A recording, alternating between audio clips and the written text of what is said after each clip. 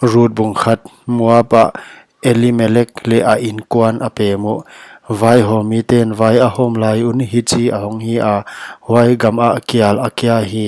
Juda gama Bethlehem mi Moab gama teng tadi ding in ama ale azi le atapa te ni to a ho u hi vai mi min Elimelech a hi azimin Naomi a hi atapa te ni min Malon le Kilon a hi amau Juda gama Bethlehem Efrat mi a hi u Moab gama a ho wa huaya a omni lo u hi Elimelech Naomi pasalasia ama ale atapa te ni kya a hi ta u ama Moab gam numezi in anewa akhat pen min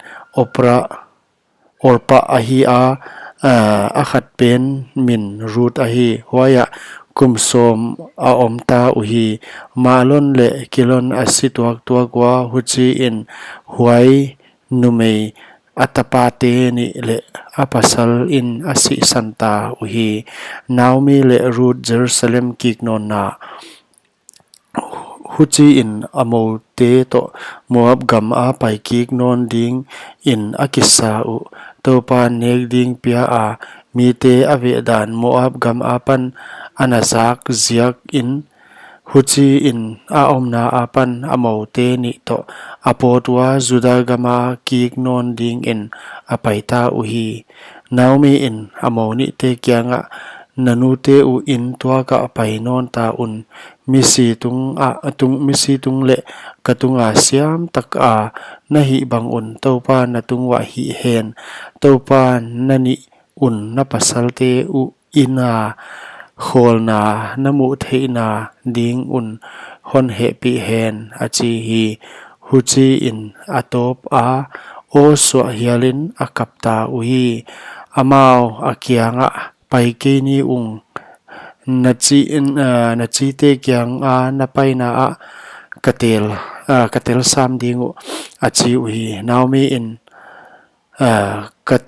katanu te o painon zo un bangzia ka kakyanga hong pai lai ma ding na hi wa napasal ding u tapate kapai thei non dia hia katanu te o kisa un la payun pasal nei ding in la ka upalo tangala lamet na kanei chima leng tu zan ma in leng pasal nei in tapa te leng nei ma leng api chin tan wa om ding na hi ding wam pasal lo in na om ni lo ding wa hia hitel lo e katanu te o no ziakin kalung kham na awang sem hi topa khut